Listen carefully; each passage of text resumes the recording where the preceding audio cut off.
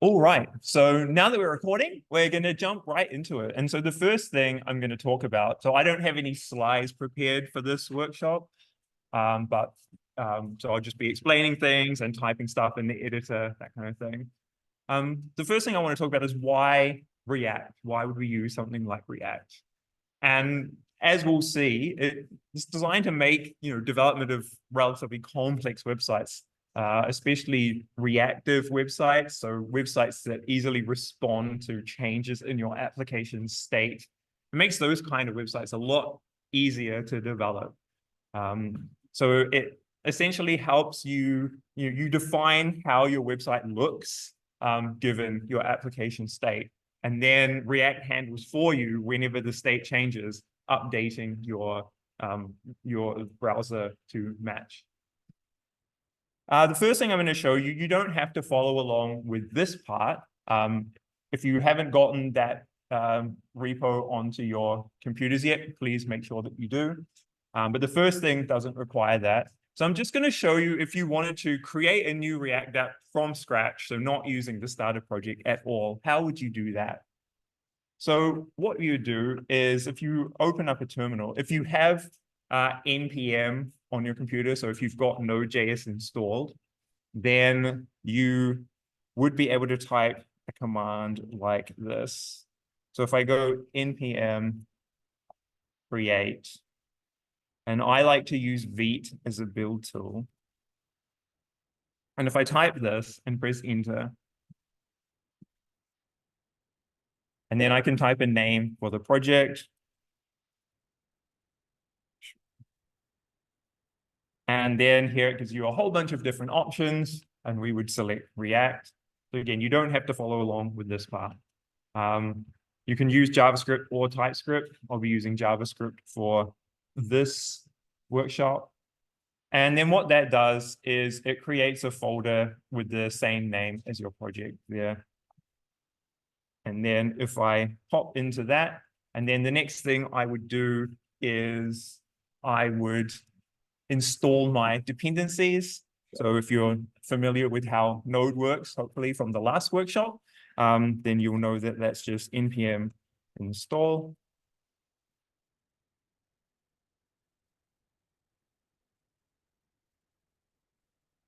And we'll just let that take its time.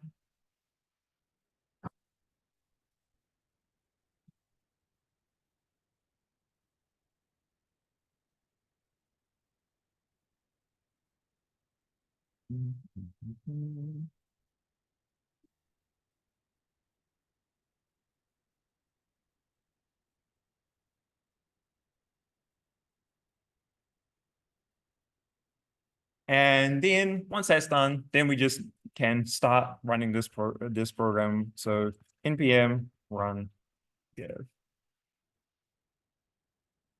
And what that'll do is it'll give you a URL, which you can go to in your browser. And we can see that here. And that's the basic React starter project from scratch. If I open this project in an editor like Visual Studio Code, then let's say I want to edit this. So if I go into my source folder, I'll explain this a little bit more detail in the WDC starter project, but basically I can go into one of these JSX files that contains our main React code. And then I can just make an edit. Like let's say I want to make a new paragraph here. And then if I pop back to the website,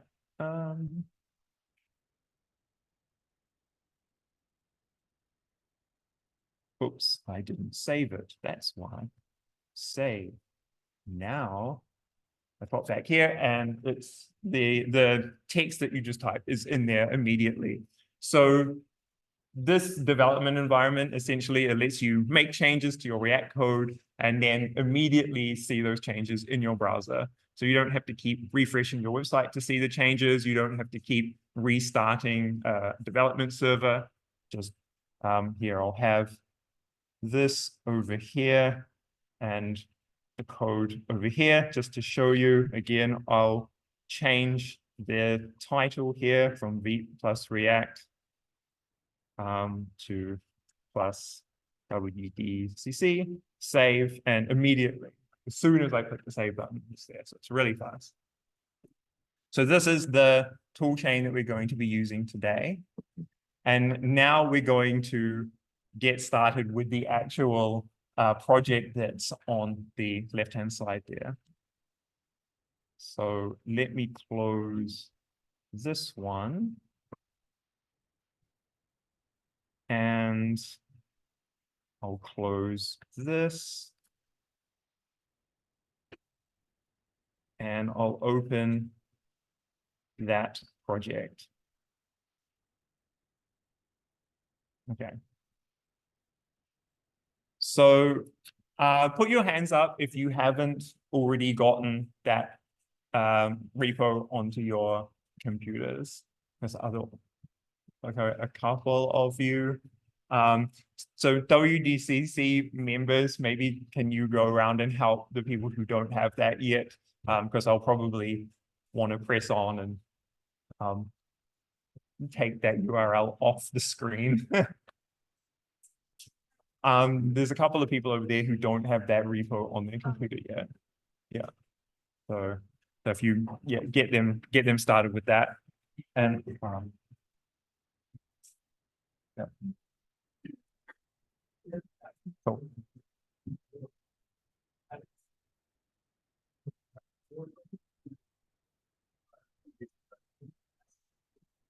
All right. And so for everyone who's got this repository, let's continue. So what I'm going to do is I'm going to open this in, can I have some quiet, please? Only people talking to the exec members getting help should be talking. Thank you.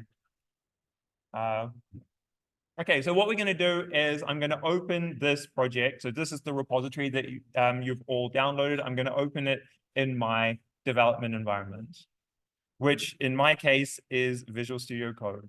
So I haven't run anything yet. Yep. Oh, that's the wrong one. Lol. It's the React workshop. And in here, you're going to see two folders. There's a backend one. Don't worry about that. We'll come back to it later. The front end folder is the one that we're going to be working in for the vast majority of this workshop. So I'm going to just open that front end folder in my development environment.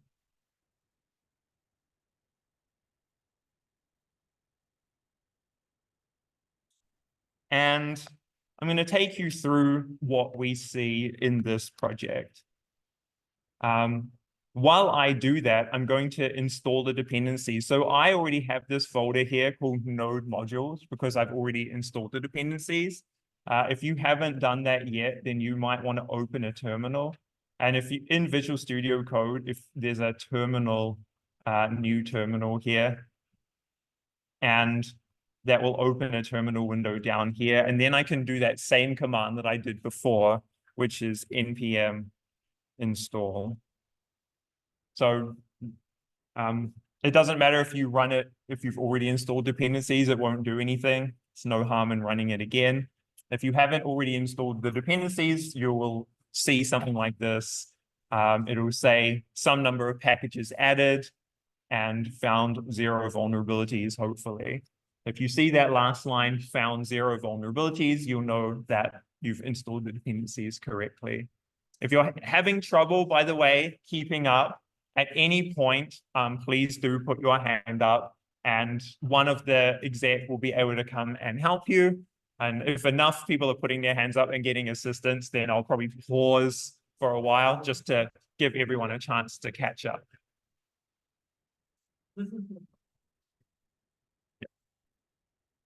Also, exec, if you ever want me to pause, just put your hand up and ask me to pause. Otherwise, we're going to press on. So let's have a look at the code in here. Not everyone has Node. Okay. Okay, guys, I think we're gonna just pause slightly, and I think we're going to help people install some dependencies that they might not have had. So if you type npm install and you get some message like command not found or something, then that means that you probably don't have Node.js installed. So I'm just going to show you how to do that real quick. So if you open a browser, if you just Google Node.js and go to this first link here.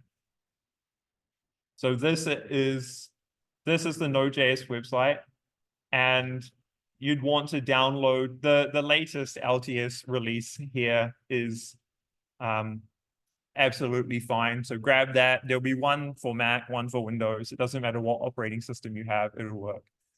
And then once you grab this, then you'll want to install that. Can you put your hand up, please, if you need to go and install Node.js right now, just so I can see how many of you there are. And yeah, so there are a few of you. Okay. It is probably really important that everyone has this. So I'm just going to pause for 2 or 3 minutes just while people go and install this. If you're trying to install this and you're having trouble, again, please put your hand up and someone will come and help you out.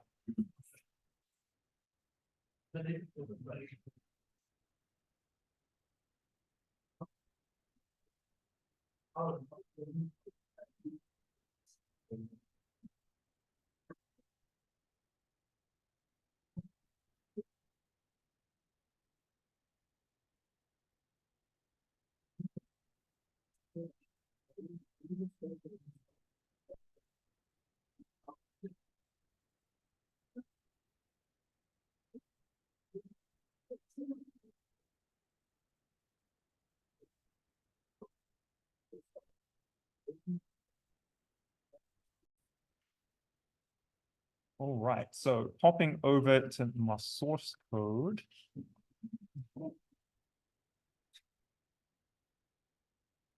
So we can see an app.jsx file, and we can see that the code in here kind of looks like what you can see in your browser, right? There's a heading that says hello WDCC.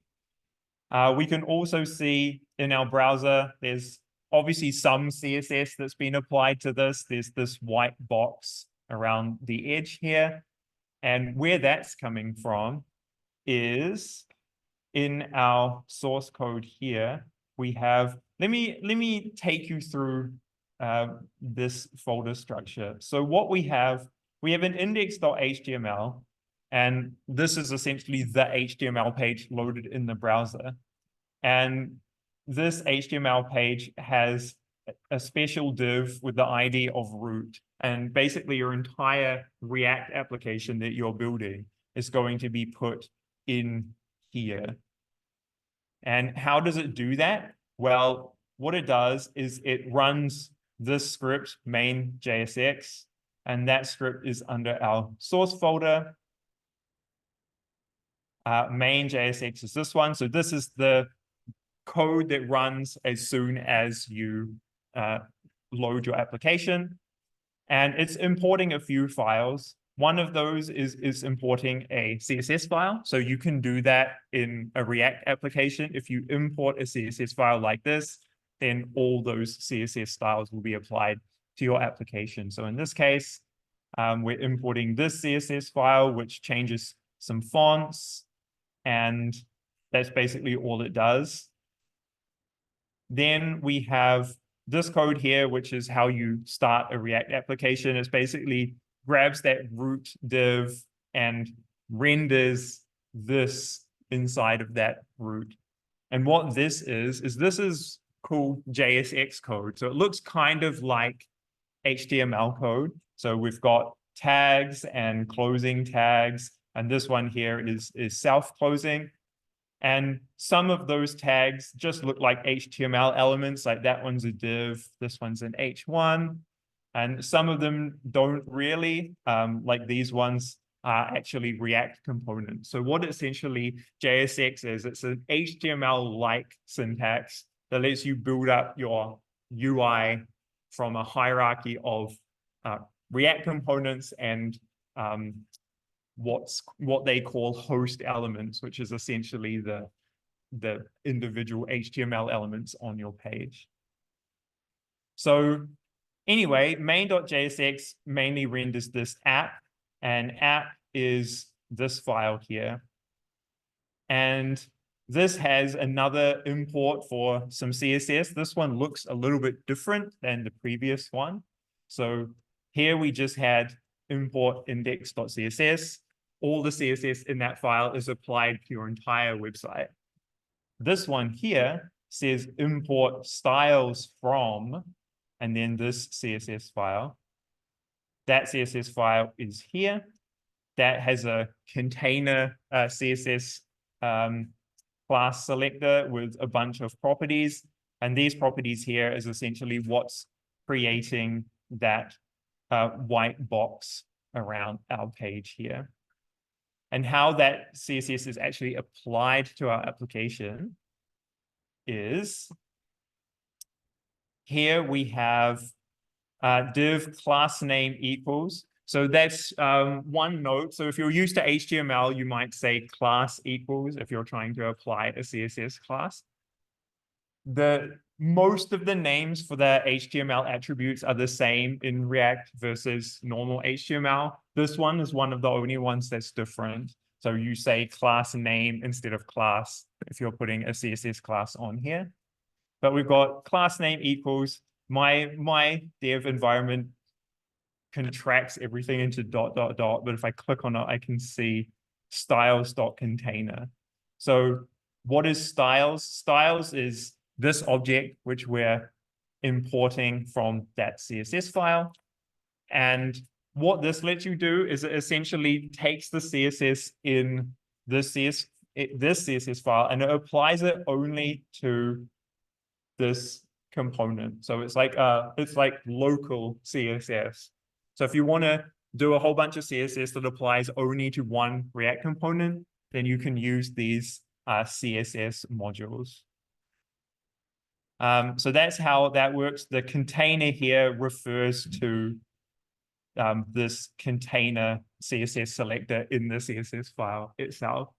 So just a note, when you are using CSS modules, all your selectors need to start with a class. Like I couldn't put P or div in here. That wouldn't work as expected. It only works with CSS classes properly. But if you do use CSS classes, it's a great way of localizing your CSS.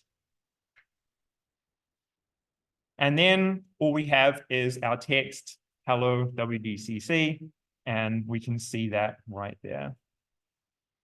And just like before, you can test that your development environment is up and running correctly by making some kind of change. And once you save, you might see a little notification in your terminal that something was updated successfully. And then popping back over to the website, we can see that text appearing over there. If I make some kind of error while I'm developing, let's say I left off that closing P tag and I save. So it gives some kind of error in the terminal window there. And also if I look at my website, then I will see an error like this, which gives me some information about what might be going wrong. Some of these error messages can be a little bit cryptic, but often they do help if you know what you're looking for. This one's pretty good. It said expected closing tag for P, which is exactly the error that I had. Okay. So let me get rid of that. And let's start actually building ourselves a component. So if we remember back to the context app that I showed at the beginning of this, then what we had is we had a list on the left-hand side to show all the contacts we have. And then on the right-hand side, we had a display showing one particular contact. And that display showing one contact, that's what we're going to start building up first in the workshop today. So what I'm going to do is I'm going to create myself a new file to store this component in. And if you look at the folder structure that's in the starter project, there's a folder here called components.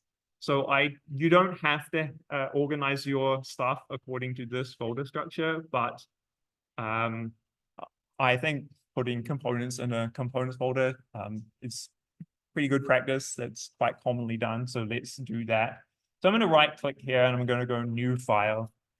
And I'm going to call this contact display. And then the file extension that I want to give it is JSX. So this is going to house my new React component that I'm creating. So now I have a blank file, contact display.jsx. And now I'm going to start making a React component. Now, a React component looks a lot like a JavaScript function. In fact, it is a JavaScript function. So I'm going to go function, and then I'm going to go, by convention, the name of the function would be the same as the file name. So I'm going to go contact display. For now, I'm not going to give this thing any arguments. We will come back and add some arguments to this later on. And then what we're going to do is we're just going to make this display some text just to make sure that we've got this working all right. Okay, so I'm going to go return, and then I'm going to put some normal brackets. So these are the round brackets.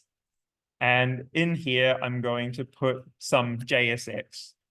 And when I return JSX from a React component, it's saying that is what this component is going to be displaying on the screen when I render this component. So for now, I'm just going to put, what am I going to put? I'll put a heading, and I'm just going to put my first component, just so we can see that everything is going to be working. And once I've saved that, then once I have a React component, I need to put that component into the rest of my application. So if I go back to my app.jsx, then I'm going to put that component here. And if I start typing, just like it's an HTML element, except I'm going to be typing the name of my component, which was contact display. Visual Studio Code does a reasonable job of code completion. So as I've been typing this, it's recognized that I probably want to type contact display here. And so I'm just going to press enter to finish that off. And something else it would have done when you did that is, whoops. Okay. I know I made a mistake, and this is a good mistake to make. So I always make this mistake. So I've got contact display here, but if I go to my website, it's not working. There's obviously some kind of error. If I open my browser DevTools, which is always a good thing to have open, if I open the console, then it's going to say something like contact display is not defined. So I can't just say contact display in here. I've got to tell it where this is. And I've made two mistakes. The first mistake is if I need to go back to my contact display and I need to make this function available to the rest of my application because it's in a separate file. So I need to export this function. So if I go export default, now that I've done that, so it should say export default function contact display. Now I will be able to use that function elsewhere in my application.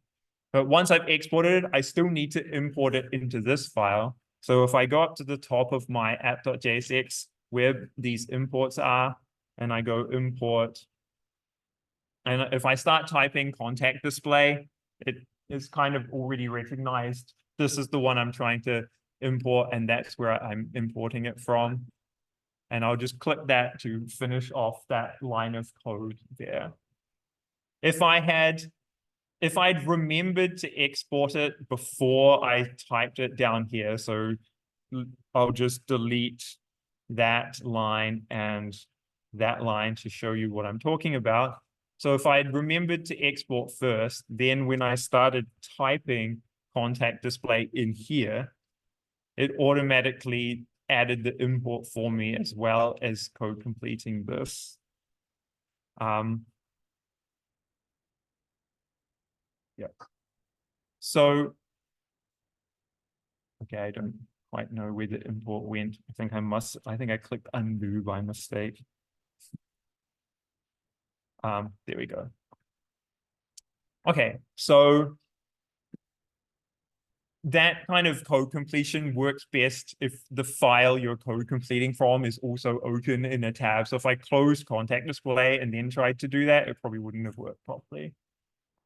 But now we have this contact display in there. And if I go to my browser, I can see the my first component. If I refresh the page here, hopefully, yeah, all those errors disappeared from my console. They don't apply anymore. This is a great place to put your hand up if you're not at this stage yet, and one of our helpful execs will be able to come along. Just, yeah, any point, like you don't need to wait for me to tell you. Any point you're stuck, you can put your hand up and someone will be more than happy to assist. Okay. So, okay, now that we've got my first component, so we have a component, let's make that component display something useful other than just this heading. Okay. So I'm going to delete that heading and I'm going to display, instead of the heading, I'm going to display a main. So if you're familiar with HTML semantic elements, the main element is exactly like a div. So it's just a container that can contain other elements, but main is intended to signify that this is the main content that you're displaying on your page. So that's a semantic element. It doesn't, you could put div here and your application would work exactly the same, but I like to use semantic HTML where I can. So I'm putting main because this is the main thing this application is going to display. And for now, I'm going to put a heading in here. And that heading is going to be eventually the name of the contact that I'm viewing. So I'm going to put some dummy data. For now, I'll just put contact name. And then eventually I want to display a phone number. So I'm going to put a smaller heading to display the phone number. I'll just put some dummy data in there. And I also want to display a fun fact about the person. So I'm going to put a paragraph in there. And some dummy text as well, like so.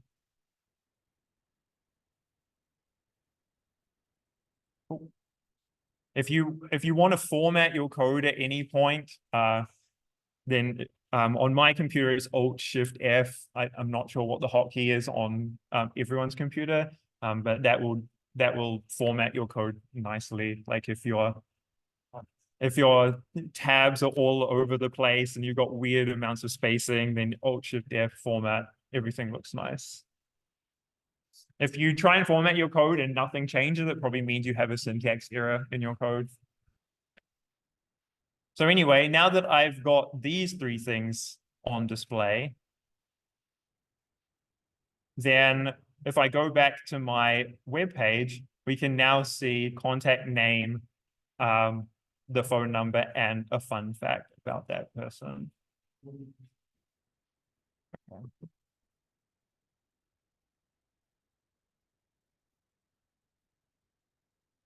What I'm also going to do at this point is I'm going to go over to my app.jsx and I'm going to change what we have here.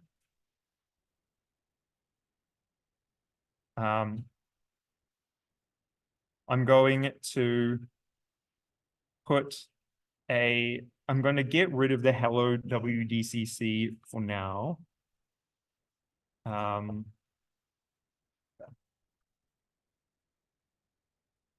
then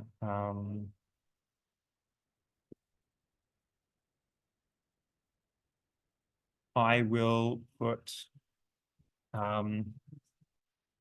I'm just going to put a dummy. I'm going to put a dummy component here. We'll replace this component with some real stuff a bit later on in the workshop.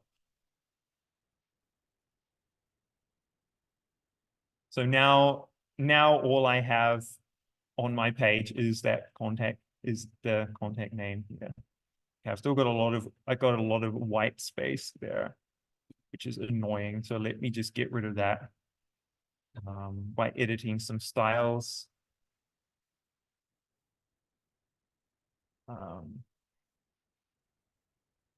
Yeah, I think I can get rid of that for now. Yeah, okay. It can be over on the left-hand side for now, and I'll change that a bit later on. Right.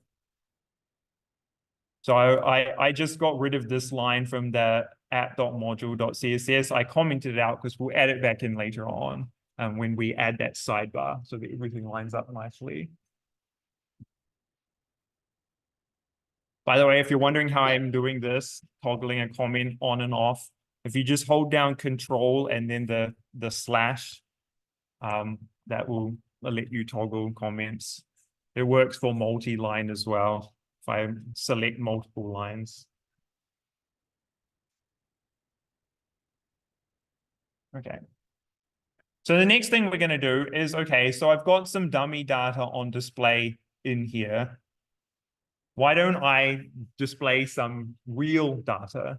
So let's start making this component behave a little bit like how it's going to behave in the final application. So basically in our main file here, we're going to have some contact information coming in somewhere. And then we will want to supply one of those contacts to this component in order to get it to display properly. So essentially, we want to give this component the data that it's going to display. So firstly, let's get information about a contact. And for now, under this data folder, if you look here, there's a file called initialcontacts.js. Just find one of these that you like. I'm just gonna grab this one. You can grab any of these, it doesn't matter. Just copy one of those initial contacts. And inside app.jsx, create a variable inside your app function for now. Const contact equals, and then just paste whichever one you grabbed. Okay, so now I have a contact in my application, and that contact has a few pieces of information: an ID, a name, phone number, fun fact, and a photo URL. And now we want to take this contact and we want to pass it in here.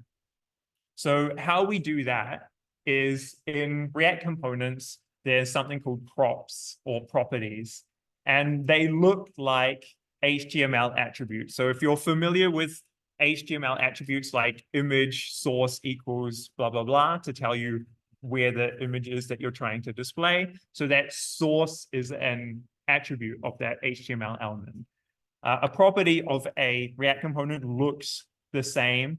So for example, we could make this contact display have a contact prop, and then you'd write contact equals, and then in React, we would use squiggly braces, and then you can put any JavaScript expression inside the squiggly braces, and it will essentially evaluate that result and supply it to this property here. Well, in our case, it's really easy. We just want to take this contact, which we've named contact, and put it here. So what I've done here is I'm supplying the contact prop to this contact display component, and the value is going to be that contact that I have. So now once I've done that, I need to go over to my contact display and I need to get it out the other end here so I can actually use that data that's being supplied. And this is where I'm going to start giving this thing some arguments. So all React components would have a first argument, and by convention, you call that argument props. You can name it whatever you want, but by convention, you call it props. And then if I want to grab an individual property, so for example, this contact prop, then I would say, for example, here I could say const contact equals props dot contact. So essentially each prop will be supplied to the component function as one of the properties of this first argument here. So now I'm going to show you some alternative ways of writing this. So who knows what the destructuring looks like in JavaScript? Who knows that syntax? Anyone? Okay. Okay, brief JavaScript lesson. So an alternative way of writing this line would be as so: const squiggly brackets contact inside the squiggly brackets equals props. So that's an alternative way of writing that line. What it does is essentially takes this object here and just takes out the individual properties that you're looking for. So it's a quick way of defining a variable that has the same name as one of the properties of this object. It becomes more useful if I had like many more properties. You could just list them all as comma separated values in there. But in my case, I just have the one, so that's fine. But we can shorten things even further by doing away with this line altogether and just replacing this argument itself. So if I delete props and replace that with squiggly brackets, and then I just type contact up here. So now my function definition is contact display, normal bracket, squiggly bracket, contact, and then close both those brackets.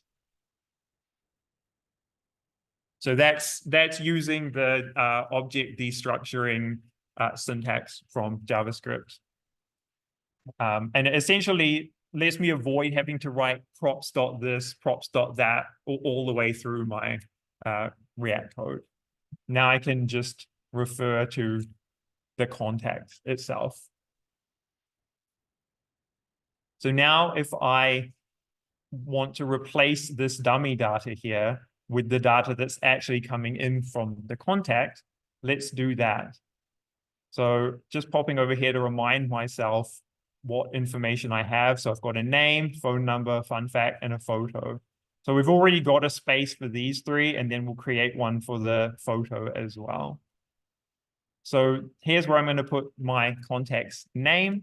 So I'm going to delete that dummy data, and then I'm going to put squiggly brackets and contact dot name.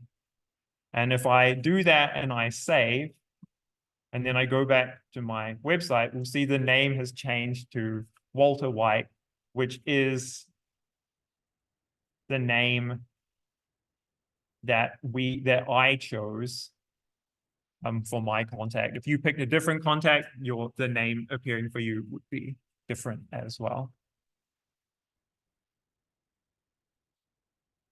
Then I'm going to do the same for the phone number. I'm going to get rid of my dummy phone number and type contact.phone number. And then again for the fun fact, contact.fun fact. Okay. And just double checking my website, make sure that all is displaying okay. And let's do one more for the image as well. So I'm going to add an image to the top of my main here. So just before my heading, I'm going to go image source equals, and then again in squiggly brackets, I'm going to put contact dot, I think it was photo URL. And then by convention, images should have an alt property. So I'm going to give the alt to be the contact's name.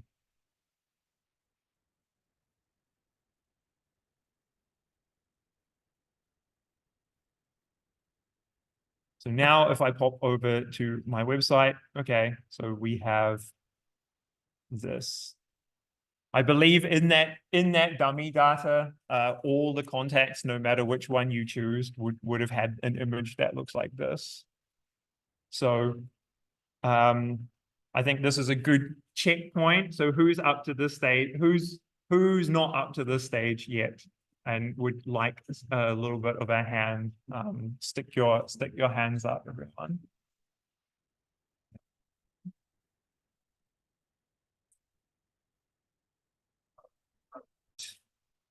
So what we're going to do now is we're going to apply some styles to that component that we just created to make it look a little bit nicer. And what we're going to do is we're going to use CSS modules. So that's the technique I showed you before, where we had this app.module.css, and this CSS file is being imported into app.jsx like this. So we're importing this styles object, and we can use that to apply local styles just to that component. So we'll keep using that way of applying CSS to our components through this workshop. There are a couple of other ways that you can apply CSS in your React application, but we'll just keep to that one approach in the workshop. So what we're going to do is in that components folder, so same place where we have our contact display.jsx, we're going to create a new CSS file. So I'm going to call it, by convention, it'll be the same name as the component. So contact display. And I'll just take a moment to mention everywhere in this application, whether it's file names, variable names, import statements, anything, case is important. So like a small c is different from a big C. And if you're getting weird like file not found errors where you're sure you created the correct file, maybe it's a case error. So I'm going to call it contact display dot module module dot CSS. Now, if you would like to style this application yourself, then you are most welcome to. But I have prepared some styles ahead of time, which I put on GitHub, and I'll show you that in just a sec. The first thing I'm going to do, though, is I'm going to create a container CSS selector here. So dot container. And this is a great example of what I mean by local CSS. So this container CSS selector here that I'm going to be using in my context display is completely different from the container CSS selector in my app.module CSS. They won't interfere with each other at all. Okay, so that's what I mean by local CSS here. Now in here, I'm going to apply some styles, but in order to get those styles to show up, I need to give in my context display, I'll style this main element to have a CSS class. So where am I going to get that class from? Well, the first thing I'm going to do is I'm going to go up to the top of my file here, and I'm going to go import styles from this one. In Visual Studio Code is not so good at code completion. I normally find I have to type this one out manually. So import styles from, and then in quotation marks, I'm going to navigate to that CSS file. So it'll just be dot because it's in the same folder slash, and then it'll be contact display dot module dot CSS. So that's me importing it. And then in order to actually apply this container class to this main element, I'm going to go class name equals, and then inside my squiggly brackets here, I'm going to go styles dot container. Okay.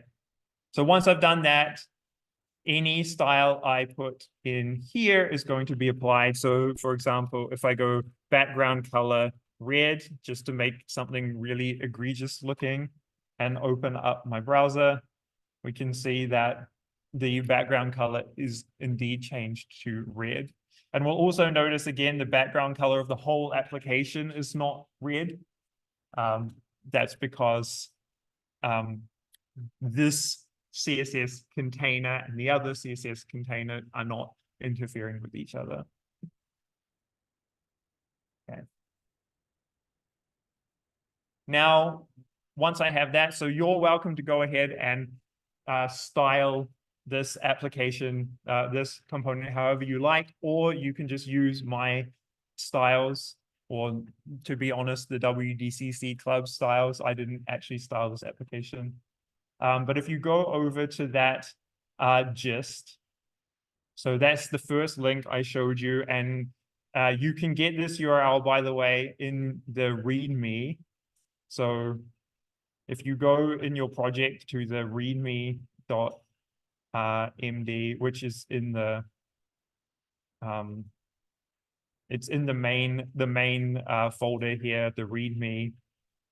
If I open that up, then the link to this gist is just down the bottom of that README. So gist.github.com/andrewmeads/ this weird number here. So open that up, and you'll be taken to this page. And then if you scroll down to, they're in alphabetical order. If you scroll down to css-contactdisplay.module.css, you can always do a search for contact display, and it should take you right there. And then if I grab that CSS there, and I'm just going to copy that, and I'm going to paste it into my CSS file that I just created. So I'm going to paste it into here, get rid of that stuff, paste. And then once I've applied that CSS, then my page is going to look something like that, which looks quite a bit nicer than it did before.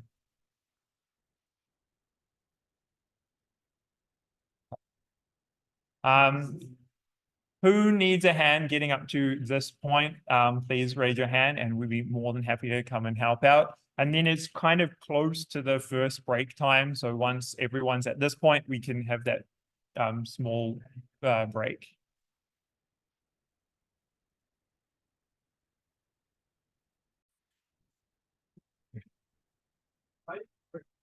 Okay, everyone. So just as a recap, so what we did before the break is we got this working. So this is a React application that displays a single contact, sorry, and it's nicely styled. And basically we can change any of the information in this contact we have in our app class. And then those changes will be displayed on the in your browser. Sorry. The next thing we're going to do is we're going to add a sidebar, which is going to display a list of contacts. Then once we've got a list of contacts displaying, we'll style that list. Then we're going to add some functionality so that when you click on one of those contacts, the main contact will update to match the one that you just clicked. So let's get right into that. So let's start by, we'll modify our app class. We'll take this initial contacts file here, which as we can see here, export const initial contacts. We'll just import this in here so that we can use it a bit later on when we need to. So I'm just going to go import initial contacts like so. And IntelliJ was nice and gave me code completion. It did that because I have the initial contacts file open in VS Code here. If I didn't, then I might need to type that out manually. And we're going to be using this, okay? Next thing we're going to do is we're going to create another React component. And this one, so I'm going to right-click my components folder, new file. I'm going to call this sidebar. So sidebar.jsx. And then I'm going to start writing this sidebar component. I'm going to do the same thing I did before, export default function sidebar. And in terms of the arguments that this is going to need, so it might need some more later on, but for now, I'm going to give it the contacts prop. So I'm going to put the squiggly brackets inside the normal brackets there, and I'm going to type contacts. So just as a reminder, this is that object destructuring syntax, and it's a nice shorthand instead of having to write props.contacts everywhere. And then I'm going to put my squiggly brackets to open up the function body there. And then this sidebar is going to be a nav. So for my return, I'm going to go return normal brackets, round brackets, and then nav. And then inside this nav is where I'm going to display a list of contacts. Just so I can realize that this thing is rendering properly, I'm going to just put some text in there for now, hello nav. And just so I can render this on the screen, make sure everything's working properly. So exporting this sidebar, going over to my app file, I'm going to import that sidebar. So import sidebar. And again, IntelliJ, I mean, not IntelliJ, VS Code's given me some nice code completion there.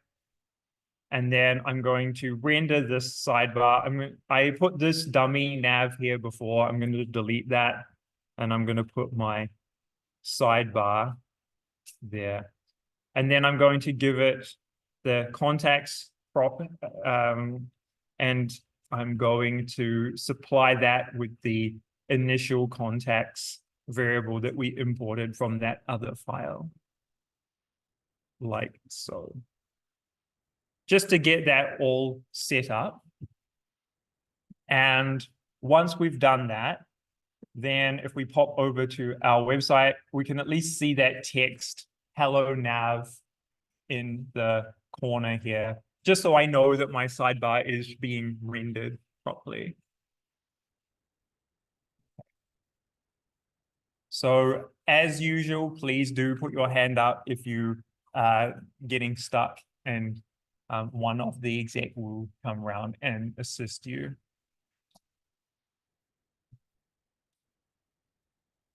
If I don't see anyone with their hands up, I will continue.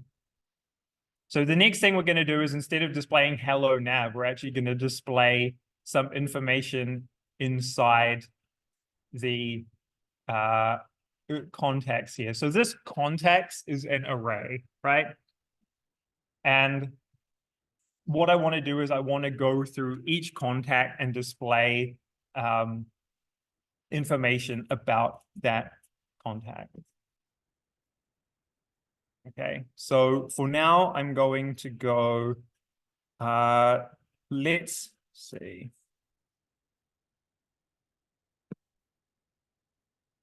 I'm going to put in here, I'm gonna create some divs in here, which will be used by my styles a bit later on. So I'm going to create a div, and inside that div, I'm going to create an h2. I'm going to say friends, and then inside here as well, I'm going to put an input. So this is going to be the search bar, which we will hook up a bit later on, but I'll put it there for now anyway. So I've got inside the nav, I've got a div. Inside that, I've got an h2. Inside that, I've got, yeah.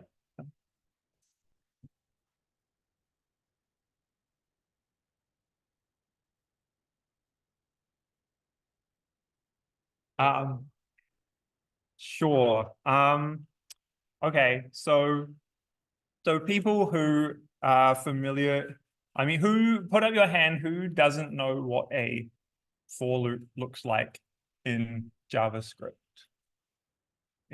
Anyone? Okay, a few people. All right, so I'll show you what a for loop looks like. Which it's difficult to actually add a for loop as such in the middle of your JSX here, but I'll show you up the top. So what I want to do is I want to create a loop, and I want to loop over the context array, and I want to display, for example, a contact name for each one of those. A for loop syntax looks like this in JavaScript. So it's for, and then round brackets. And then the first part here is the like initialize your loop variable, and then you have a semicolon. Oh, I didn't mean to delete that. You have a semicolon, and then the second part of this is the condition. And then the third part is the increment. So that's what a for loop looks like in JavaScript normally. We're not going to use a for loop at all, because you can't put this for loop in the middle of JSX. It doesn't work. Even if I surround the for loop with squiggly brackets, it won't. Like if I take this and put it in here, see, it's giving me all these syntax errors. So we can't do a loop like that. So what we want to do instead is the way of looping over something in JSX is we need to use a function that all arrays have. And that function is called the map function. So what I can do is, let me finish creating my divs first. So I'm going to create another div here. And inside this div is where I'm going to put my loop. And how I'm going to do this loop is I'm going to go, so if I put my squiggly brackets, and then I start typing, if I go contacts.map, okay. Now, what this map does is, what we're going to do is we're going to give this function another function. So what we're going to do is a arrow function. Who knows what an arrow function is, or who doesn't know what an arrow function is? Yeah. So a couple of people. Basically, it's a way of just writing a little anonymous inner function that's going to be called once for each contact. Then what we want to do, so I'll put another normal bracket in there. So I've got like 2 normal brackets. And in here, this is the argument to this inner function, which I'll call contact. And then in here between my two closing brackets, I'm going to write an arrow. I'm going to draw an arrow, which is an equals sign, and then a greater than sign. So it points to, and then inside here, I'm going to have another series of round brackets. And in here, I'm going to write the essentially the HTML that's going to just be displayed for each contact. Just to make this easier, I'm going to expand that out a little bit, give myself some space. And just for now, I'm going to put a paragraph with contact.name.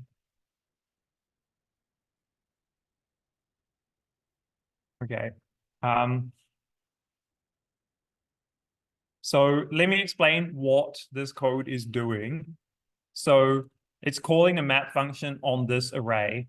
What the map function does is it loops through that array and it calls this inner function once for each element in the array.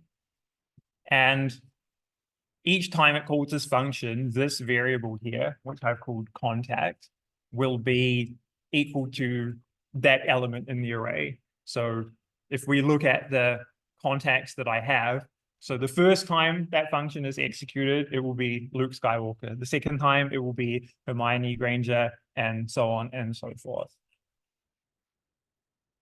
And then this function returns something. What it returns is this stuff here that's inside the other round brackets.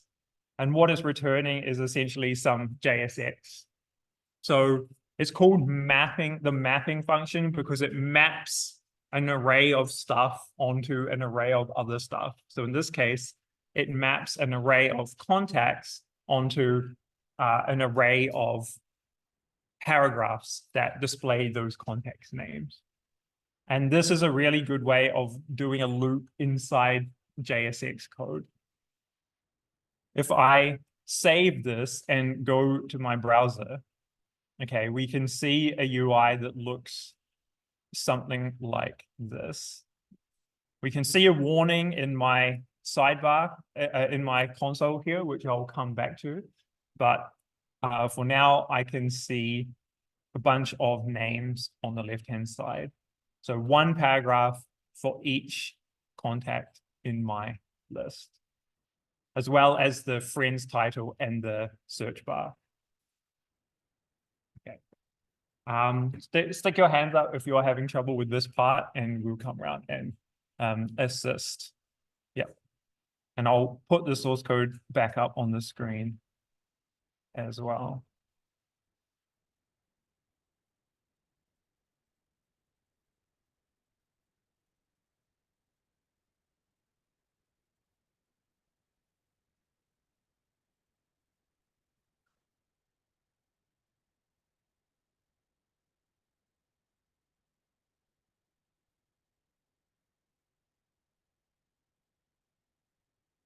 So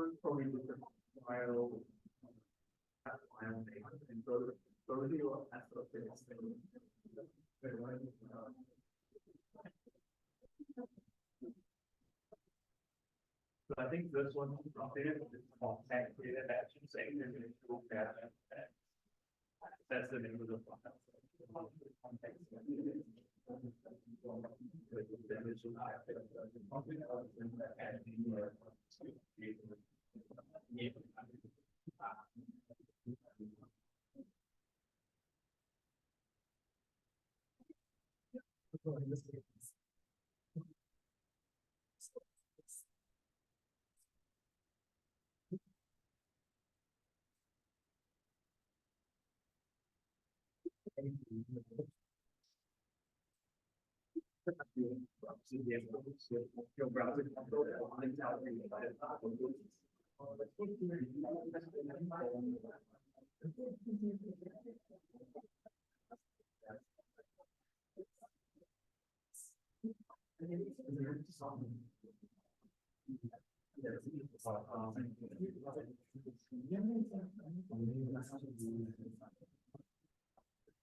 Anyone else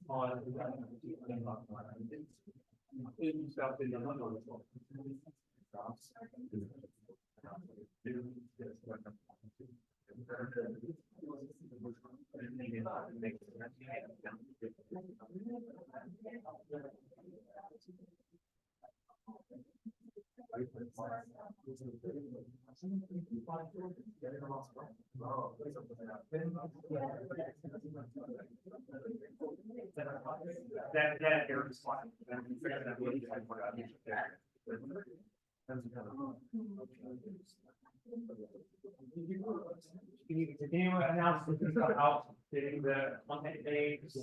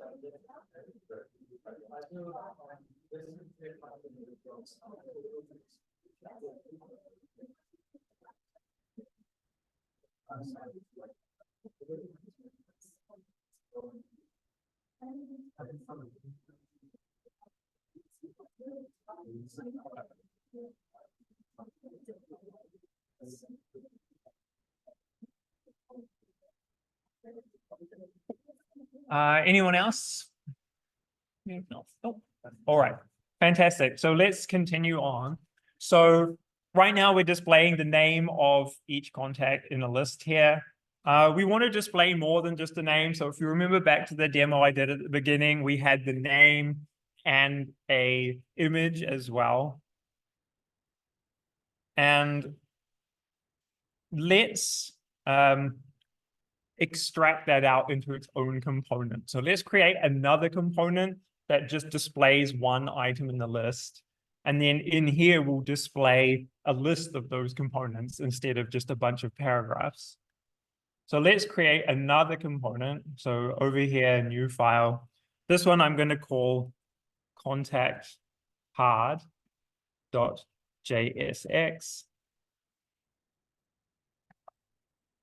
And again, export default function contact card.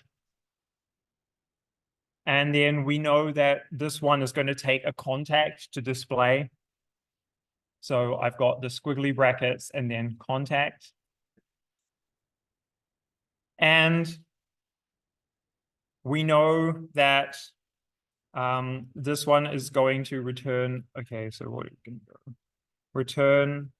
Each one of these can be a div. And inside that div, I'm going to have an image.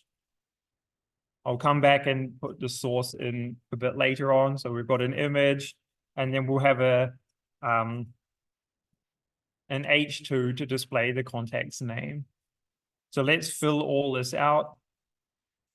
So the image, the source will be just like it was before in our main contact display. This one will be, the source will be contact dot photo URL, and it can also have an alt, which can be the contact's name, and then our H2 here can be the contact's name, just like so.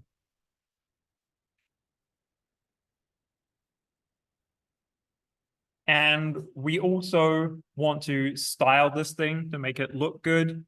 So again, I have some styles prepared for you here.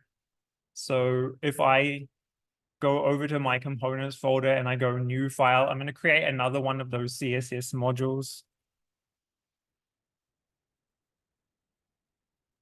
So contact card.module.css. And then I'm going to, in this contact card, I'm going to just paste the CSS I prepared earlier. So if I pop over to my list of gists here and search for contact card, not add contact card, but just contact card. And I'm going to grab these. And I'm going to put them in this CSS file, contact card.module.css. And then I'm going to apply that CSS to here by first importing it, import styles from /contact card.module.css. So exactly like we were doing before. And then this div, I'm going to give it a styles.card class name equals styles.card.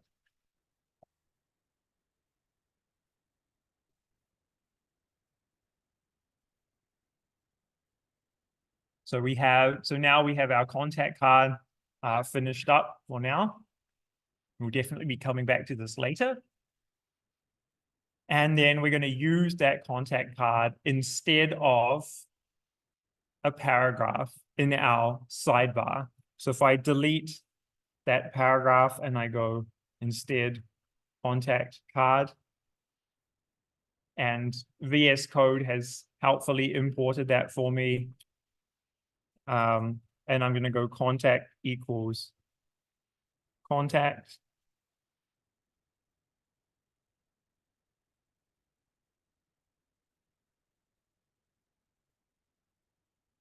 And once I've done that,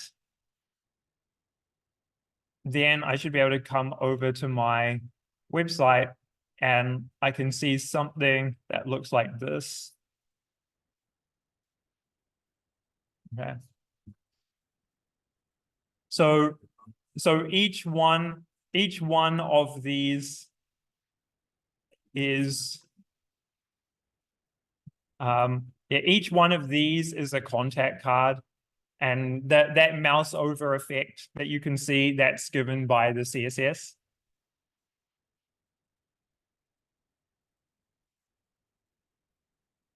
So just going over what we've got again. So we have in our sidebar, we have we're taking our list of contacts, our array of contacts, and for each one, we're displaying a contact card. And that each contact card is going to be a div with an image and a heading inside.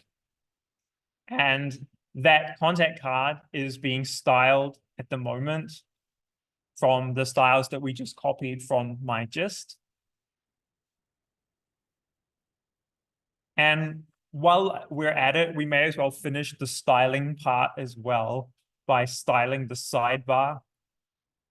So I'm going to, again, create a new file.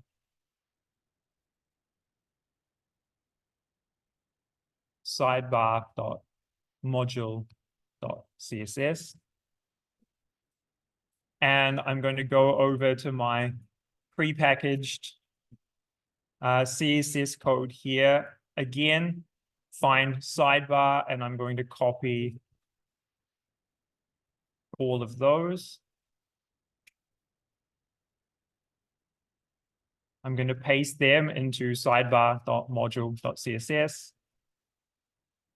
So this time we have a few. We've got a contact list, we've got corner, we've got search bar, and we've got sidebar in that CSS file.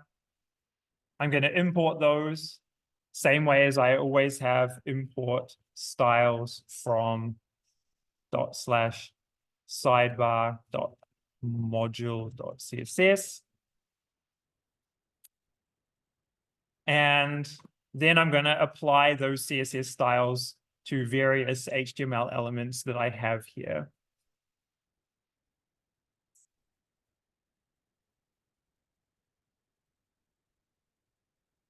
So the nav, I'm going to go class name equals styles dot, not that, undo, styles dot sidebar. And this div here is going to get styles dot corner. The input is going to get styles dot search bar.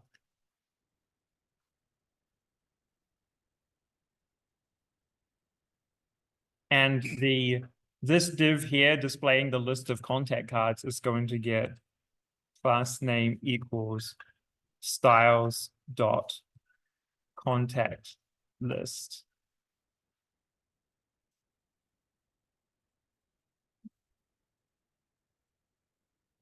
Okay.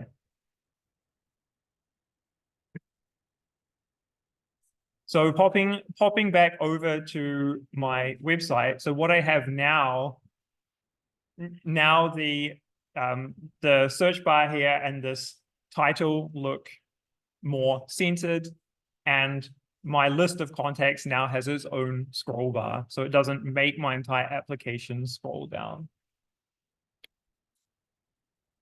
Okay, so that's a lot of steps all in one. So now is a great time to put your hand up if you need some assistance.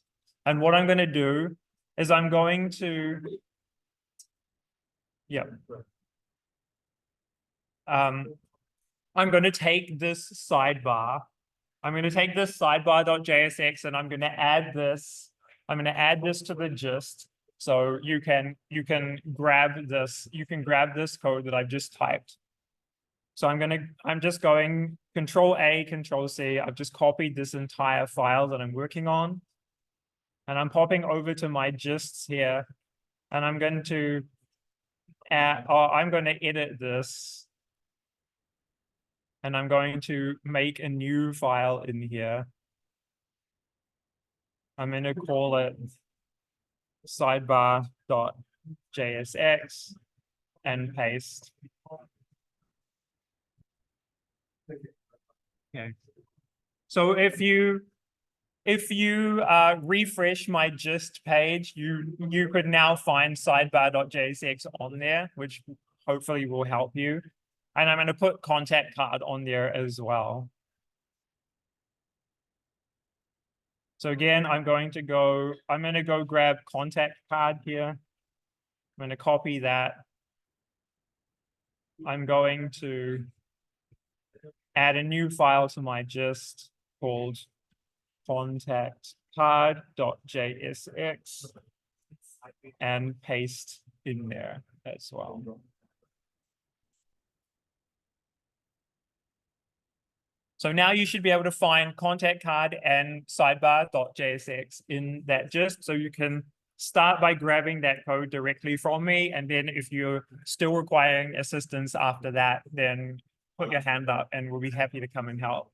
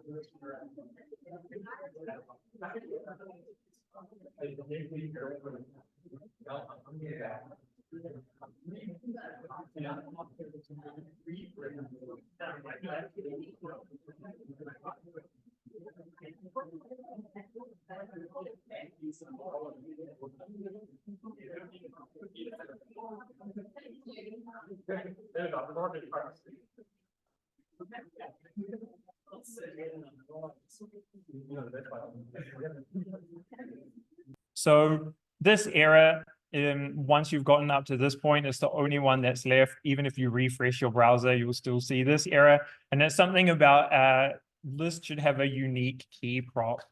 And basically, there's a very technical explanation for this error message, but I'll give you the simple answer. Is React can be optimized. It can be much more efficient at re-rendering your user interface, especially with lists of items. If React knows exactly which item on the web page is displaying which piece of data, and if you give it that information by giving key props to things in a list, then React will know, okay, that div is representing that contact, that div is representing that other contact. And then when the data changes, React can keep the amount of redrawing your screen to an absolute minimum. So that's the short and simple answer. If you want a much more technical answer, enroll in ComSci 732 when you when you get there. But it's a very easy thing to add. So basically, the thing inside, whatever's inside the map, so in our case, it's this contact card. We just need to give this thing a key prop. So key equals, and then the value that you give it inside the squiggly brackets should just be something that's unique. So in our case, something that's unique to every contact. So if we pop over to our contacts list just to have a look at the data we're trying to display here, it probably makes the most sense if we use each contact's ID, because that's a unique value. Bear in mind that the ID here is underscore ID. And the reason I named the variable that way is to do with our databases workshop, which is next week's one. But because MongoDB likes to name the IDs this by default. So if we pop back to our, wherever it was, sidebar, and type in here contact dot underscore ID and save. Then if we pop over to our website, nothing's changed visibly. That didn't do anything obvious, but if we refresh our page, we'll see that error is gone. So React is happy with our choice of key. And I think with that, we don't have time for any more before the lunch break. So we'll finish up now. And I think, is it 2:20? Is that? Yep. So 2:20, we'll come back, which is half an hour. Yep, I shall.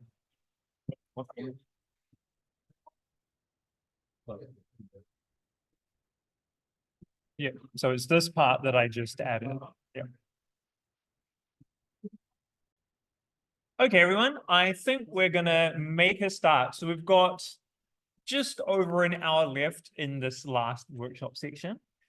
And there's a few different things that we can cover. So the first thing we're gonna do is, so we currently have this nice list of contacts over here, but clicking them doesn't do anything. What we want to happen is when you click one of these, this main contact here on the right is going to change to be equal to whichever one you clicked on. And so there are a few different parts to this. So firstly, we're going to need to keep track of what is the selected contact. And then how do we change that selected contact based on clicking our mouse. So we're going to be looking at stateful values and event handling in this next section. So popping back over to the code. So where we're going to start with is we're going to start with essentially I have a contact card, and that contact card, this contact card, just to remind you, that's what's in that list. So we have a list of these contact cards, and each one of these is basically a div that has a couple of other components inside. And essentially what I want to do is when I click on this div, I somehow need to be able to detect that click from within my app.jsx. And then when I do detect that click from in here, I essentially need to be updating this value here. So that's what we're gonna work on. So first step is I'm gonna make it so that when we click this, I'm gonna make sure that propagates all the way up to here, and then I'm gonna do something with that click. So going back to contact card, now if I want to detect a mouse click on a component, there's another property that I can add. So we start typing in this div here. So after the class name part, just before the closing arrow here, I'm going to go on click equals. And essentially what this lets us do is it lets us define a function, and that function will be called whenever you click the mouse onto this div. And that function, I'll write that function up here. I'll say function handle click. And then, so I want to, whenever I click this, I want to call this function. So I'll just put the function name in there. So it says on click equals handle click. Notice here, I'm not writing handle click bracket bracket. So do not put the brackets there. I'm just naming the function that I want to call. I'm not actually calling it at this point. Now, just to test that we got that working, put a console.log in here. So if we go console.log div clicked. And then if we go over to our website, and if we click any of these, we should see the text div clicked appearing. Well, on my browser, you click it once, the text appears, and then because it's the same text every time, I've got this little number that appears to say that text is appearing over and over again. Something else, instead of logging div clicked, we could make it more unique to each individual component here by, let's log the contact itself. So console.log contact, and let's see what happens now. If we go back here, you click on Luke Skywalker up here, and it prints out the Luke Skywalker's data. You can see that here. Or if I click Sherlock Holmes, you could see it prints out Sherlock Holmes data. So we can definitely tell the difference between clicking on each individual one of these components. Now, the next step is I don't want to handle that click here. I want to somehow handle it from app.jsx, because this is where I will have the ability to change the selected contact, because this is where my contact display is. So what I want to do is I want to essentially pass this event up. So what I'm going to do is I'm going to add a new property to my own contact card. So after contact, I'll put a comma, and then I'll call it on contact clicked. You can name it whatever you want. I'm going to call it this. And I'm going to assume, okay, this is a function. I'm going to assume this is a function which we can call. So if I copy that there, and I'll replace my console.log, and I'll call on contact clicked, and I'll pass in my contact. So now, whenever I click this div, this function will be called. Whenever this function is called, we are calling our on contact clicked function up here. And we're supplying which contact was actually clicked. And so now we need to take that a step further, right? So what is this? Where is this on contact clicked coming from? Well, we want this to be a property of our contact card. So if we go to our sidebar.jsx, where we have our contact card here, we're going to add a new property on contact clicked equals something. And what's that something going to be? Well, let's just send that one up. So we won't create a new function in here. We'll just add a new property to our sidebar. So I've made sidebar have a property called on contact clicked as well. And then I'm saying whenever the on contact clicked property runs for contact card, just run that function for the whole sidebar itself. Okay. Then we're gonna now actually access this in the place where we want to access it. So from our app.jsx, this is where we're defining that sidebar. So we're gonna say on contact click equals something, and that something is going to be, I'll make a new function, handle contact clicked. And now let's define that function in here. So I'll define it just before my return statement. So in here, function handle contact clicked. This takes a single argument, which is the contact that we clicked. And then for now, I'm just going to go console.log contact. Okay. So just to go over that one more time. So from within our contact card, we have our div, which has an on-click event property, and we're calling our own function here called handle click. And what that will do is it'll call our on contact clicked event property that we've defined ourselves, supplying the contact that we just clicked on, which is going to be this contact here. Then that gets passed up through the sidebar. So in the sidebar, essentially just forwarding that event onwards to the sidebar's own on contact clicked event property. And then in app.jsx, we're actually handling that click here in our handle contact click function, where we're for now just logging that to the console. So the behavior of this will be the same as you had before.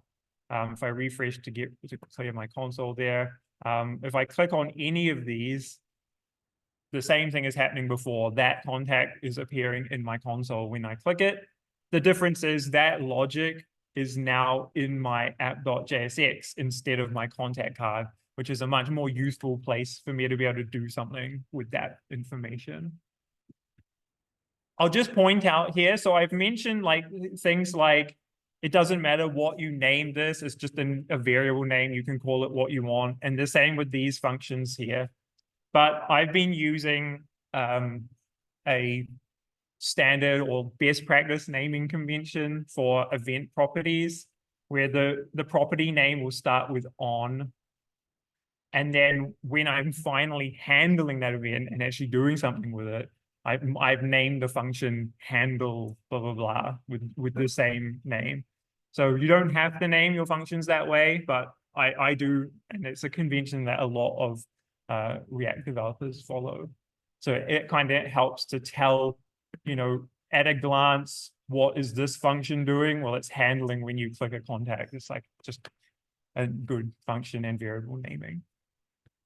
So as usual, if you haven't gotten to that stage yet, where you can click on the sidebar on a contact and it appears in your browser console, and that code is within app.jsx, stick up your hand and we'll be able to help you out. Yeah. So a couple of people over there. Yeah. Yep. So hopefully that won't take too long to resolve. So I'll press onwards. So sorry, was there anyone else? Do make sure you make it obvious with those hands up. Otherwise, I'll just have to assume that everyone is already. Yeah, okay. I'm just going to pause the recording. Okay, so now we have a function here, and when it's called, we're currently logging the contact that we click on into the console. What we don't really want to do that. What we want to do instead is change which contact this contact display is displaying. So now, one thing that a lot of people try would be to, okay, so this is const, I can't change this. So I'll just change a const to a let, and now I can say contact equals something.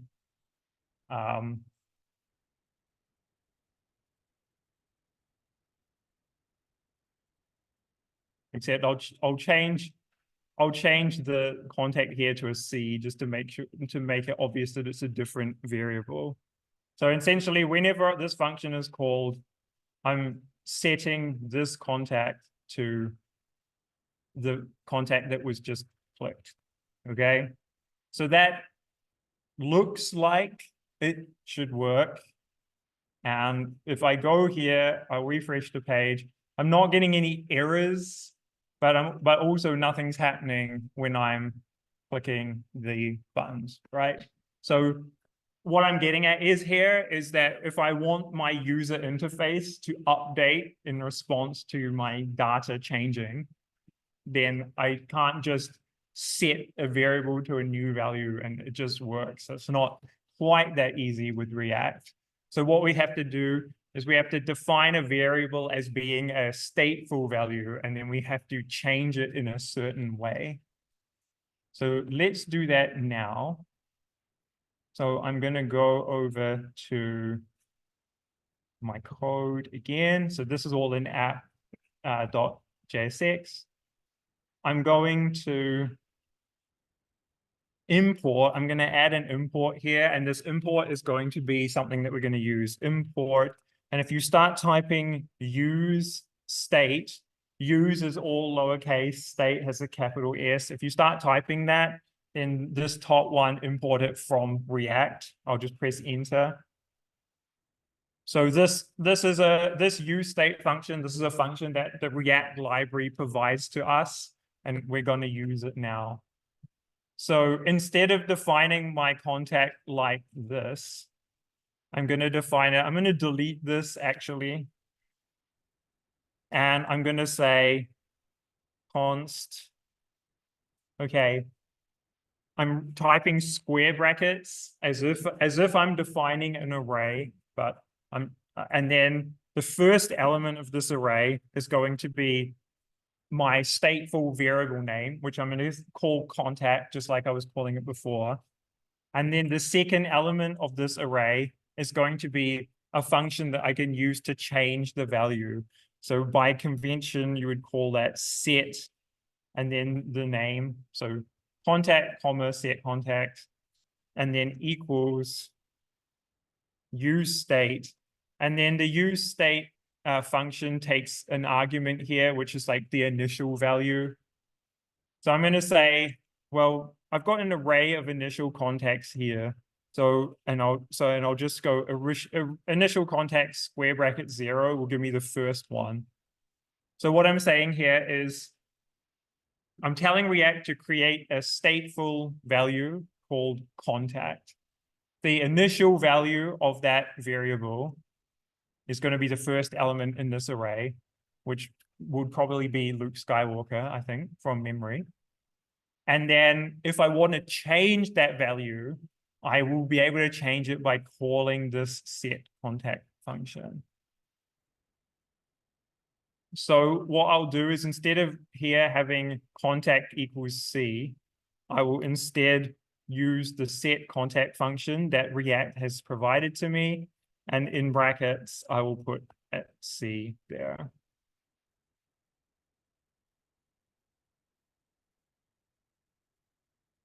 So now, just going over that one more time, I'm using useState, which is a hook in React. There are a whole bunch of different hooks that we can use, and they let us add additional functionality to our React components from the React library. This one's for adding stateful values. I'm setting its initial value to the first contact in my list. So when I first load the page, it will be Luke Skywalker. And then whenever I want to change that, I will call the set contact function. And I will supply a new contact, and that contact will now be the one that we're displaying.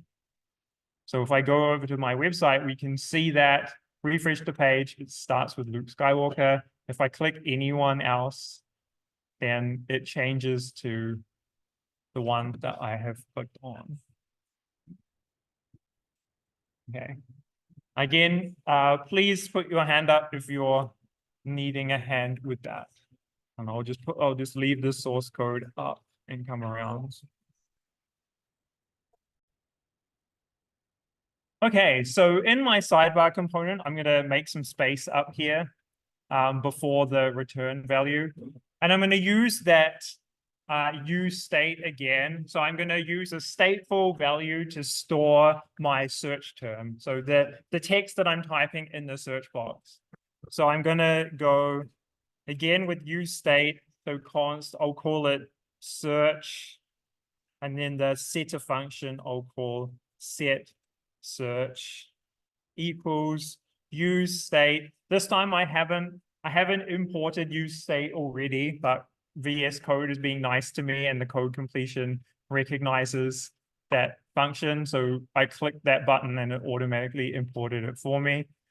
And this one, the default value of our search term can just be an empty string. So just empty quotation marks there. So now I have a search term. The next thing I'm going to do is rather than display the entire contacts, I'm going to display just a subset of those contacts. So let's define a function that I can use to filter my contacts list. So I'm going to call it function. I'll call it search filter. How about that? And that search filter, it will take a contact as an argument. And the idea is this is going to return, this function is going to return a Boolean. It's going to return true or false. True if this contact matches my search term and false if it doesn't. And so how does it match? Well, let's say a contact matches our search term if the contact's name contains the search term. And let's ignore case as well. So let's type this out. So once you get good at this kind of stuff, you can easily type this out in one line of code, but I'll type it in several lines just for clarity's sake. So let's get the search term in lowercase. And how to do that is, so I'm going to convert everything to lowercase. That way I'm ignoring case, by the way. So I'll go search dot, and then I want the to lowercase function. So that's going to give me the search term in lowercase. Then let's get this contact's name in lowercase as well. So contact.name dot to lowercase. And then I want to return true if this contains this, or in JavaScript, the function is called includes. So return name lower dot includes search lower. Okay. So now we've made a function that will take a contact and it will return true if the contact's name matches our search filter and false if it doesn't. Now we need to use this function appropriately. And we're going to use it down here. So rather than directly call contacts.map, I'm going to call contacts.filter.map. And then the argument to my filter function is going to be that search filter that I just created. So I'll copy that function name and paste it in there. So now it says contacts.filter search filter dot map, and then the code that we had before. Okay.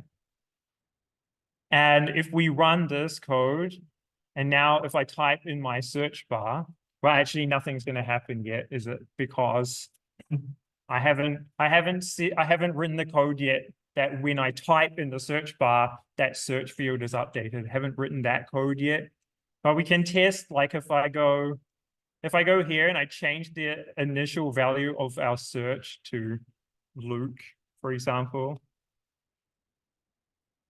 and then go back here, it's only displaying Luke Skywalker now. So do that kind of thing, we can verify that that part of our code is working. So our search filter part is working. Now we need to make it so when we change the value of the input, our search term will be updated, and then this whole thing will work. Okay. So let's get rid of Luke from there. So we have an input already. Now, we want to do two things. We want to say, whatever this search variable is here, this is the text that we want to display in the input. And to do that, we want to change the input's value property. So inputs, all HTML inputs have a value property. And if you set it to something, then that will be the initial value. So I'll say value equals search. Okay. So that's made sure that input is displaying whatever the value of this stateful variable is here. But if we just do that and we go to our website and we try and type,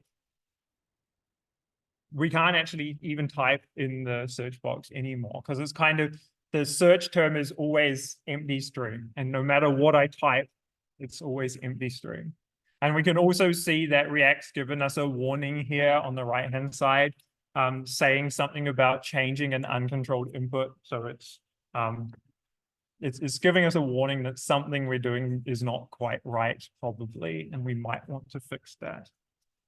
So basically, we need to add something else so that when we change the input, it will call our set search function.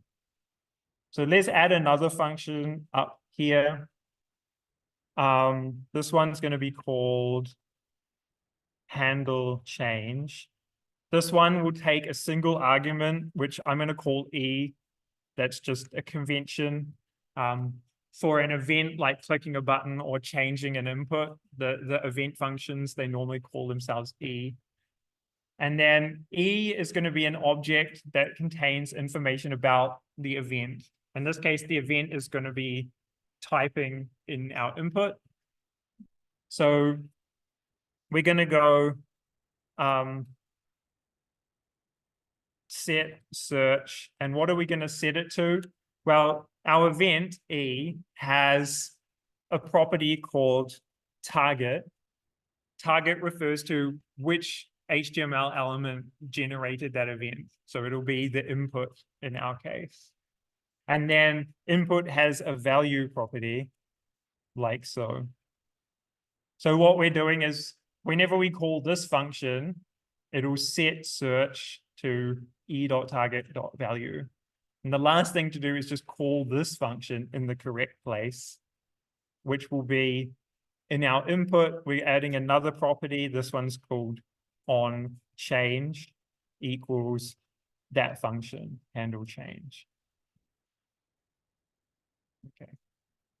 And when we have both the value set and the on change set, then that's what we call in React a bound input. So the value of this input is entirely bound to the value of this stateful value. If we change this, the input text will change.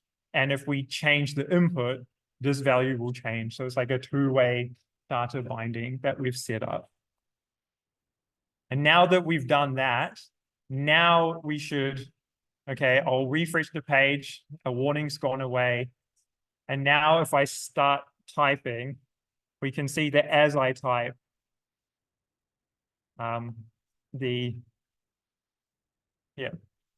I type, the search, the context list automatically gets filtered as I'm typing. Cool. So I've got WAL in the search filter right now. So it's finding Luke Skywalker from his surname there and Walter White as well. And then just to test, but that didn't break anything else about our application. I can still click on both of these, even though they're filtered now, and they'll both be displayed on the right-hand side without us having to add any additional code there. Yep. Okay. Yep. Keep your hands up if you need some help with that one. Yep. Okay. So now I've got this terminal window, and this terminal window is running my server, and it says app server listening on port 3000. Now, if I go to localhost 3000 / I believe it's /API/ contacts. I'm trying to remember the URL I wrote. Let's see. Yay, I guessed right. Okay. So if I go, so if I'm running that server, and if I go to localhost 3000, localhost :3000 /API/ contacts, then it will show me a whole bunch of JSON data. And the first few of those contacts are familiar to you. But then there are a whole bunch more as well. Okay. So what we're going to do is instead of, so in our source code, instead of using the data from this initial contacts array, we're going to use the information from that external URL instead. So what we'll do is I'm going to go into my app.jsx, and this is where I'm going to add the code for now. Okay. So here, firstly, I want to account for the fact that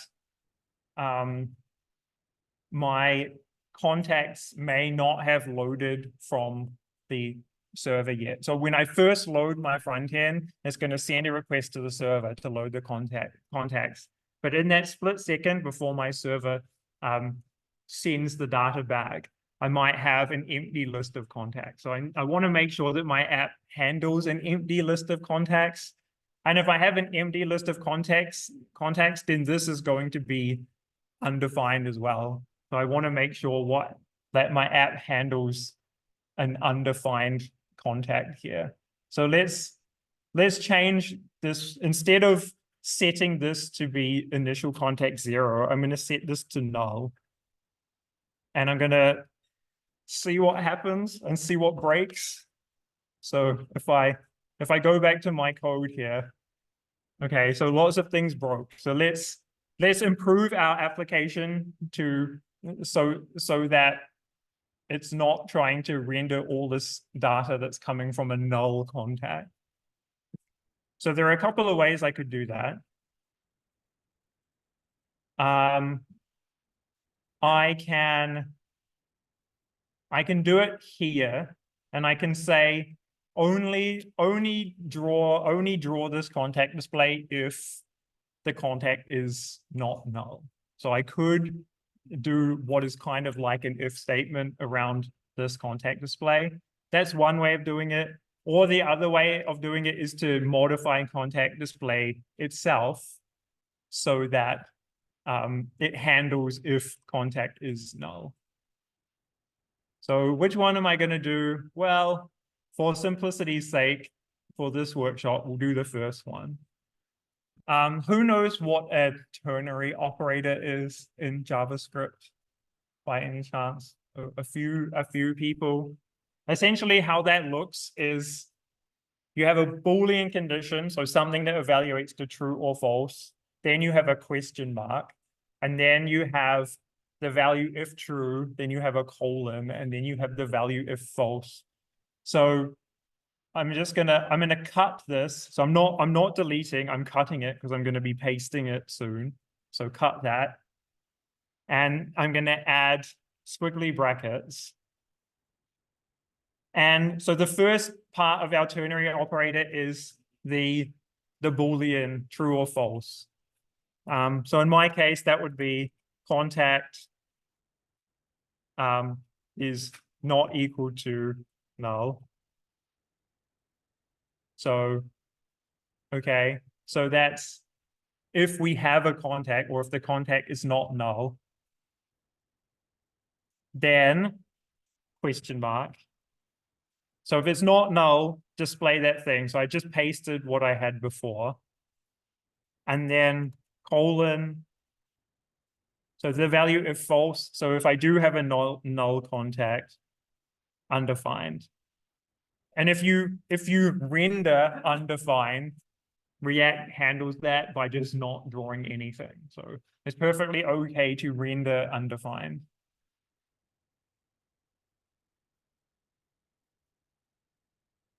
So if I do that and I save,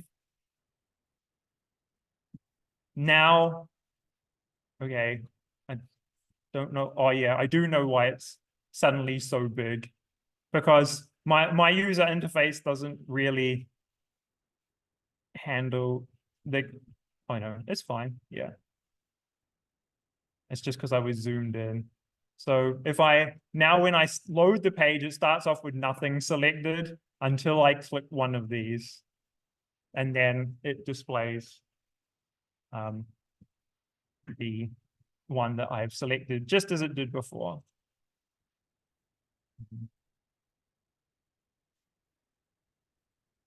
Okay.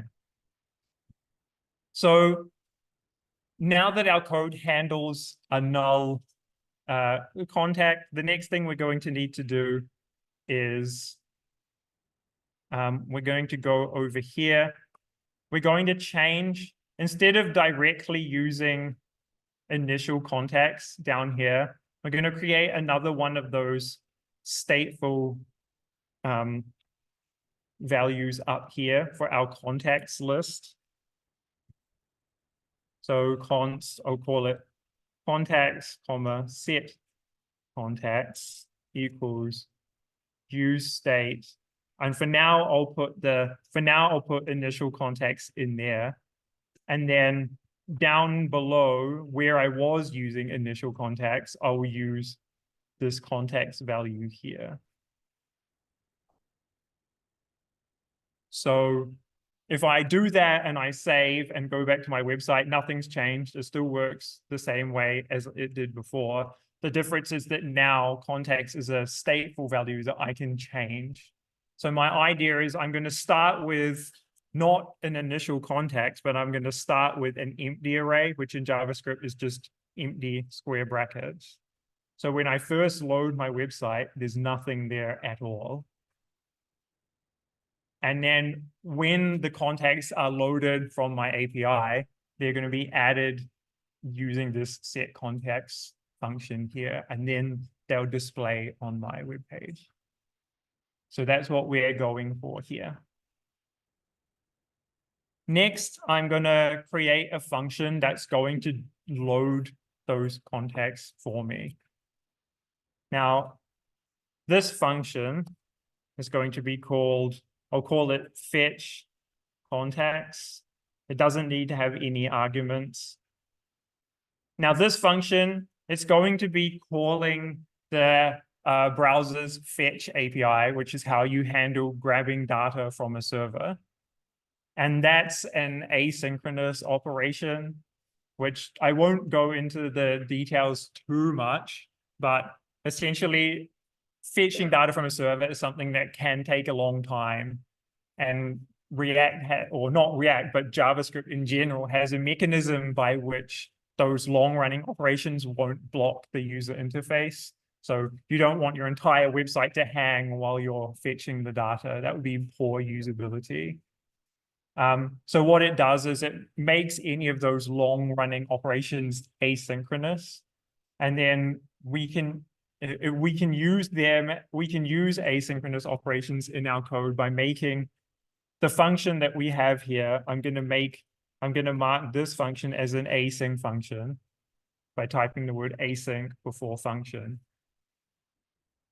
And then in our code, so I'm going to say const response equals, and then I'm going to say await, and then fetch. So what this does is calling await means that this function here needs to wait for the result of a long-running operation. I can do that by awaiting it like this. But if I do that, then this whole function now is a long-running function because it's waiting for this to finish. So I need to mark this whole function as being asynchronous as well. And this is a signal to the JavaScript runtime that essentially while I'm waiting here for this fetch call to finish, it can suspend my function and go do other things like draw the user interface. In this fetch, I'm going to supply an argument, and that argument is going to be the URL. So I'm just going to go over to my browser before where I had it open and copy this and paste it in here. So it's http://localhost 3000/API/context. So that is this server that's still running in my background. Once I've fetched the data and it's in this response, the next thing I need to do is I need to parse the incoming data. So it's a bunch of text at the moment, and I need to parse that into an actual JavaScript array that then I can display. And how I can do that is, so I'll say const new context equals, this is another async function that I need to await, response.json. So this function of the response object will convert whatever data is retrieved, which will be a string. It will convert that string into an actual JavaScript object, which in my case will be the array of context that's returned from the server. And then the last thing I need to do is set context, which is this function here and supply those new contacts like so. Okay, so now I have a function that will fetch the context for me. I'm still not calling that function though. So right now, still my website is blank. I need to actually call this function somewhere. I'm going to call it inside another hook. So we've looked at one hook, this use state. So hooks let you access extra functionality from your React components. We've seen use state. We're going to look at another one. It's called use effect.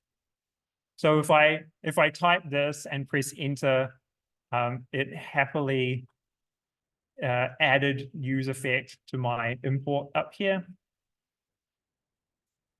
Use effect takes a function as an argument, and I'm just going to do an arrow function here.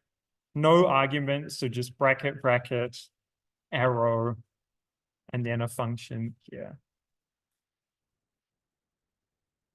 Use effect will call this function every time our component redraws itself. So basically what I'm saying is after the component has drawn itself on screen, then it's going to, I'm going to call my fetch context function in here. So after our function redraws itself, it's going to call our fetch context function. Now there's one issue with this, is that once our new contacts are fetched, then our set contacts will be called, which calls this to update itself, which makes this component redraw itself, which calls the fetch contact. So it's a little bit of an infinite loop. But we can prevent that by adding a second argument here, which will be an empty array. And okay, I made some typos somehow. I don't know exactly how I managed to do that.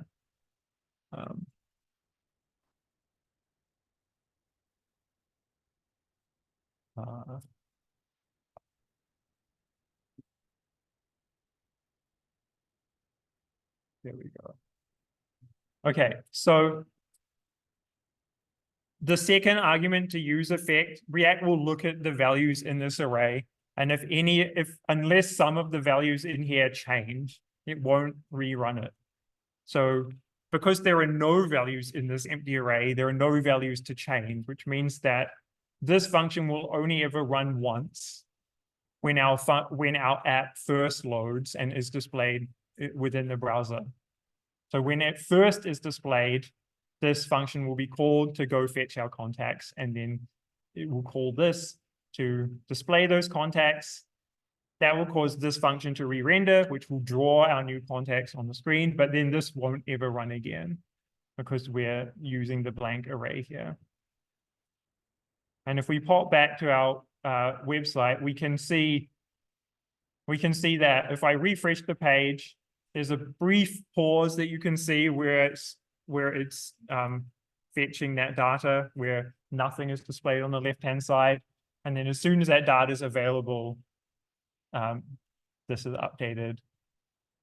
We can see a bunch of data with random images that have nothing to do with the characters.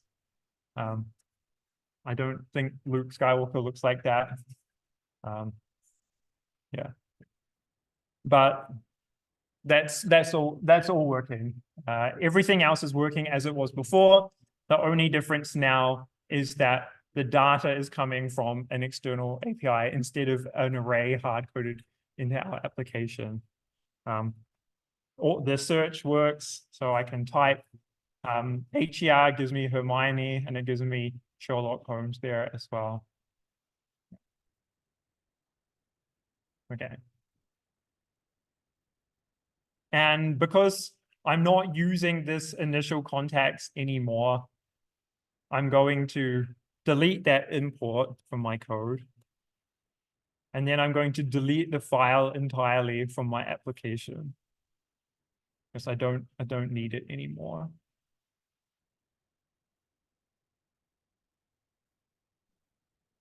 And I think that's right on the wrapping up point for Emily's closing. But before we do that, I think we will just go around and make sure everyone's up to this point. Yep. So put your hand up if you're not up to this point, and we'll come and help you finish off. And then Emily can wrap up. I'll add this app.jsx to the gist as well.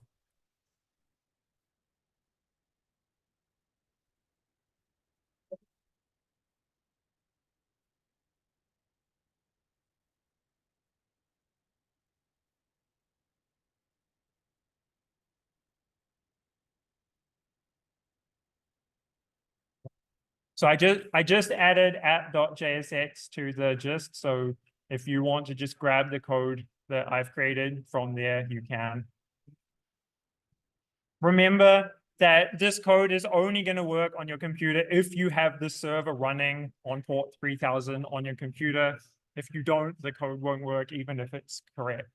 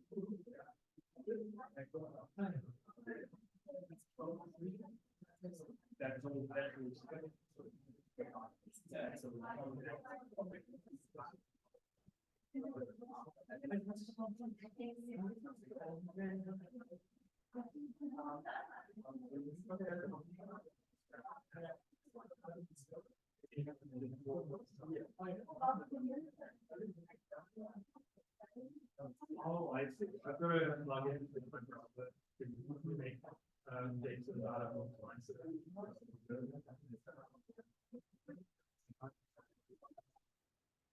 I think we just said, like, whichever browser you are data.